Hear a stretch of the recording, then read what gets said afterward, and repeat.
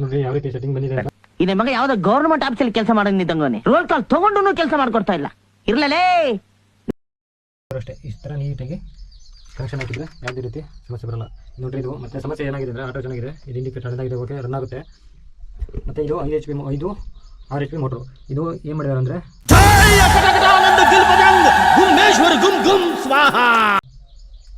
ರೈತರಿಗೆ ಗೊತ್ತಿರಲ್ಲ 24 ಕಾಮ್ಸಿಗೆ ನಿಲ್ಸವ್ರೆ ಮೋಟ್ರ್. ಇದು 24 ಕಾಮ್ಸ್ ಬರೋವರೆಗೂ ಯಾವುದೇ ರೀತಿ ರಿಲೇ ಟ್ರಿಪ್ ಆಗೋದಿಲ್ಲ. ಅದಕ್ಕೆ ರೈತರು ಏನು ಮಾಡಬೇಕು ಅಂದರೆ ಮಿನಿಮಮ್ಮು 25-26 ರಿಲೇ ತಗೋಬೇಕು.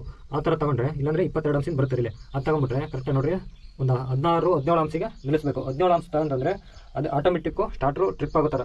ಅದು ಬಿಟ್ಟು ರೈತರು ಇದೆ ಮಾಡ್ತಾರೆ 32 ಅಂಶಿಂದ ಯಾವುದೇ ರೀತಿ ನಿಮಗೆ ಏನೇ ಸಿಂಗಲ್ ಆದರೂ ಏನೇ ಸ್ಟಾರ್ಟ್ ಇಟ್ಕೊಂಡಿದ್ರು ರಿಲೇ ಟ್ರಿಪ್ ಮಾಡೋದಿಲ್ಲ. ಈಗ ನೋಡಿ 24 ಅಂಶಿಗೆ ಬಿಸವ್ರೆ 24 ಅಂಶ ಬರೋವರೆಗೂ ಮೋಟ್ರು ಅದೇ ಸೌಂಡಾಗಿ ಹೀಟಾಗಿ ಟ್ರಿಪ್ ಆಗಿದ್ರೆ ಮೋಟ್ರು ಸುಡೋ ಚಾನ್ಸಸ್ ಜಾಸ್ತಿ ಇರುತ್ತೆ.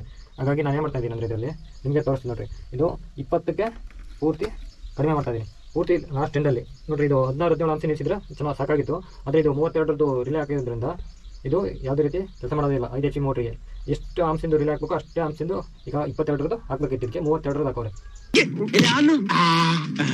ಈಗ ಕರೆಕ್ಟ್ ಆಗಿದೆ.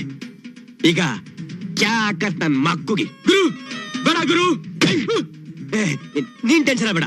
ಈಗ ಅಂದ್ಬಿಟ್ಟು ಹೋಗಿ ನನ್ನ ರೈತರಿಗೆ ಗೊತ್ತಿರಲ್ಲ ಮಾಹಿತಿ, ಈ ಥರ ಮಾಹಿತಿಗಳು ಸುಮ್ಮನೆ ಯಾವುದಾದ್ರು ತಗೊಂಡು ಹಾಕೊಂಡ್ಬಿಡ್ತಾರೆ, ಯೂಸ್ ಆಗಲ್ಲ. ಇದು ಪೂರ್ತಿ ಪ್ಯೂರ್ ಕಾಪರ್ ಅಲ್ಲ ಅನ್ಸುತ್ತೆ. ಫೀಸು ನೋಡಬೇಕು 63 ಅಂಶದಿಂದ ಹಾಕ್ಸಂಡವ್ರೆ. ನೋಡ್ಬೇಕು ಚೆನ್ನಾಗಿ ಬಳಕೆ ಬಂದರೆ ಓಕೆ. ಇದೆಲ್ಲ ಫೀಸ್ ಹಾಕ್ಸ್ಬೇಕಾದ್ರೆ ಗ್ಯಾರಂಟಿ ಇರೋ ಫೀಸ್ಗಳನ್ನ ದಯವಿಟ್ಟು ಹಾಕ್ಸೋಣ. 100-200 ರೂಪಾಯಿ ಮಕ್ಕ ನೋಡಿದರೆ ಮತ್ತೆ ಪದೇ ಫೀಸ್ ಹೋಗ್ತಾ ಇರುತ್ತೆ, ವೈರ್ ಮೆಲ್ಟ್ ಆಗ್ತಾ ಇರುತ್ತೆ. ನನ್ನ ಮಗನ ನಿಮ್ಮ ಭಾಷೆನೇ ಸರಿ ಕಣೋ. ನನ್ನ ಮಗನೇ ನಿನ್ ತಲೆ ಕಿಡ್ನಿ ಆನೆಲ್ಲ ದರ್ವೇಶಿ ನನ್ನ ಮಗನೇ, ಕಚ್ಚಡ ನನ್ನ ಮಗನೇ, ಲೋಪ ನನ್ನ ಮಗನೇ, ಗಾಂಡ ನನ್ನ ಮಗನೇ. ನಮ್ಮ ಗುರು ನೇತ ಕಡೆ ಕಪಲ್ ಬರ್ಕಲ್ ಕಡ್ಲಕಾಯಿ ಮಾಡ್ಕೊಂಡು ಲಾಲ್ಬಾಗ್ ಸೌತೆಕಾಯಿ ಮಾಡ್ಕೊಂಡು ವಿಧಾನಸೌಧ ಮುಂದೆ ಪಟಾಣಿ ಮಾಡ್ಕೊಂಡು ಇಲ್ಲ ಮನೆಗೆ ಬಂದಿದ್ದೆ ದಡಿಯ ನನ್ನ ಮಗನೇ, ನನ್ನ ಮಗನೇ.